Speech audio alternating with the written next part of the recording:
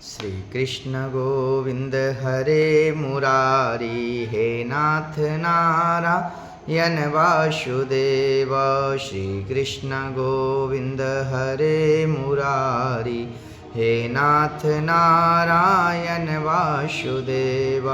हे नाथ नारायण वासुदेव, हे नाथ नारायण वासुदेव।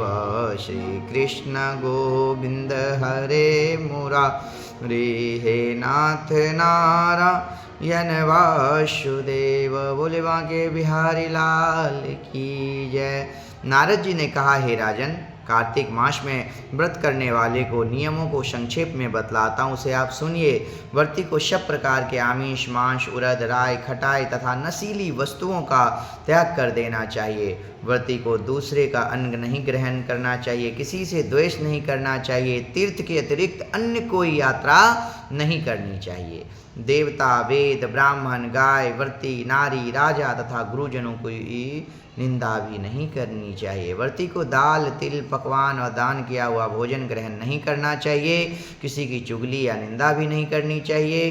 किसी भी जीव का मांस नहीं छूना चाहिए। पान, कत्था, चूना, नींबू, मसूर, बासी तथा झूठे अन्न का भी प्रयोग नहीं करना चाहिए। गाय, बकरी तथा भैंस के अतिरिक्त अन्य किसी पशु का दूध नहीं पीना चाहिए।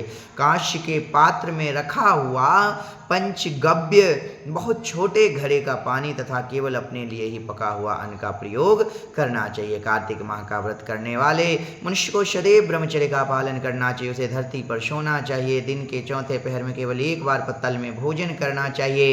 कार्तिक माह के केवल नरक चतुर्दशी, जिसे छोटी दीपावली भी कहा जाता है, उसी दिन शरीर में तेल लगाना चाहिए। कार्तिक माह में व्रत करने वाले मनुष्य को सिंघारा, प्याज, मट्ठा, गाजर, मूली, काशी फल, लौकी, तरबूज, इन वस्तुओं का प्रयोग नहीं करना चाहिए। रजस्वला, चांडाल, पापी, मलेच्छ, पतित, व्रतहीन, ब्राह्मण द्रोही और नास्तिकों से बातचीत नहीं करनी चाहिए। भगवान विष्णु को प्रसन्न करने के लिए अपनी शक्ति के अनुसार चंद्रयान आदि का व्रत करना चाहिए और उपयुक्त नियमों का पालन करना चाहिए।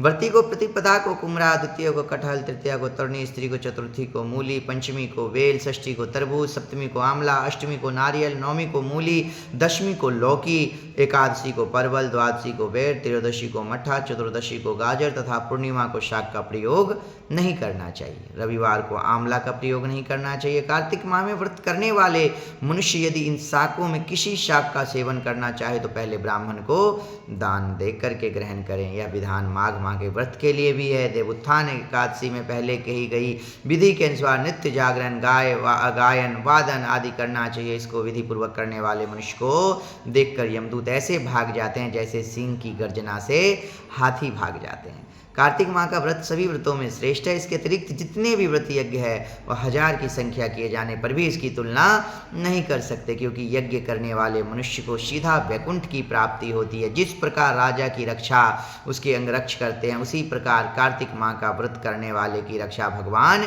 विष्णु की आज्ञा से इंद्र आदि देवता करते हैं। व्रती मनुष्य जहाँ कहीं भी रहता है वहीं पर उसकी पूजा होती है और उसका यश फैलता है। उसके निवास स्थान पर भूत, पिशाच आदि कोई भी नहीं रह पाते। विधि पूर्वक कार्तिक माह का व्रत करने वाले मनुष्य को पुण्य का वर्णन करने में ब्रह्मा जी भी असमर्थ हैं। यह व्रती सभी पापों को नष्ट करने वाला, पुत्र पौत्र प्रदान करने वाला और धन धान की वृद्धि करने वाला है। बोले बांके बिहारी लाल की जय।